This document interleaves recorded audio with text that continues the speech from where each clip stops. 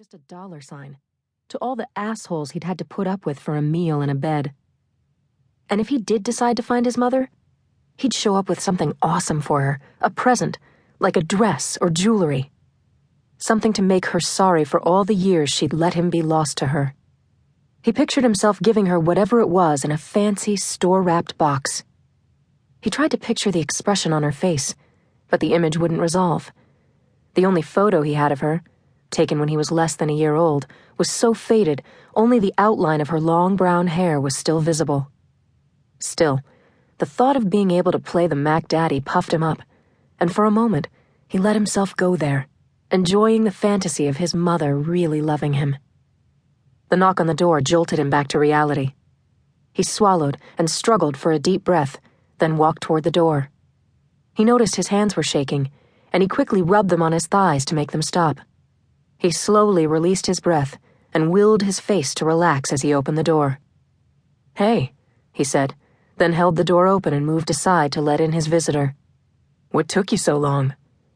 "Lost track of the time, sorry." The visitor stepped inside quickly. "You have it all?" the boy asked, wary. The visitor nodded. The boy smiled and let the door close behind him. Chapter 1. Guilty? Already? What'd they do, just walk around the table and hit the buzzer? Jake said, shaking his head incredulously. I laughed, nodding. I know, it's crazy. 45-minute verdict after a 3-month trial, I said as I shook my head. I thought the clerk was kidding when she called and told me to come back to court. I paused. Now that I think about it, this might be my fastest win ever on a first degree. Hell, sister, that's the fastest win I done heard on anything, Tony said, as she plopped down into the chair facing my desk. She only talked ghetto as a joke. Y'all gotta admit, I said, homegirl brought game this time. Tony gave me a disdainful look. Snowflake. You can't pull it off, so don't try. She reached for the mug I kept cleaned and at the ready for her on the windowsill. I raised an eyebrow. You've got a choice. Take that back and have a drink, or enjoy your little put-down and stay dry. Tony eyed the bottle of Glenlivet on my desk, her lips firmly pressed together as she weighed her options. It didn't take long. It's amazing. For a minute there, I thought Sister Soldier was in the room, she said with no conviction whatsoever. She slammed her mug down on my desk. Happy? I shrugged. Not your best effort, but they can't all be gold. I broke the small ice tray out of my mini-fridge, dumped the cubes into her cup, and poured the equivalent of 2 generous shots of Glenlivet. Tony shot me a "don't push your luck" look and signaled a toast.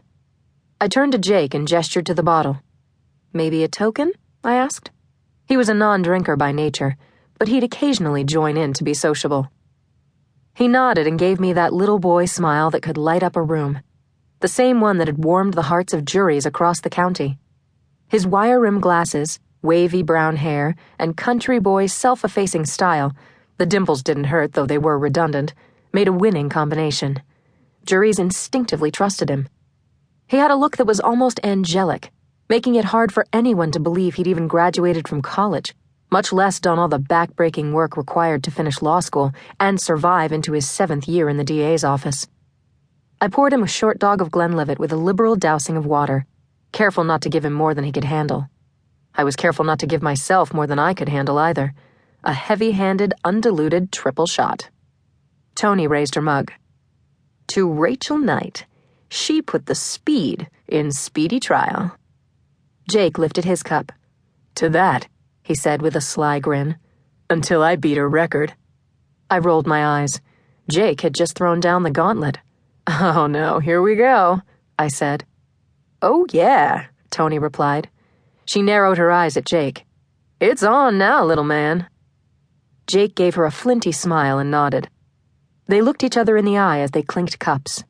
We all drank, Tony and I in long pulls, Jake in a more modest sip. Tony turned back to the matter at hand.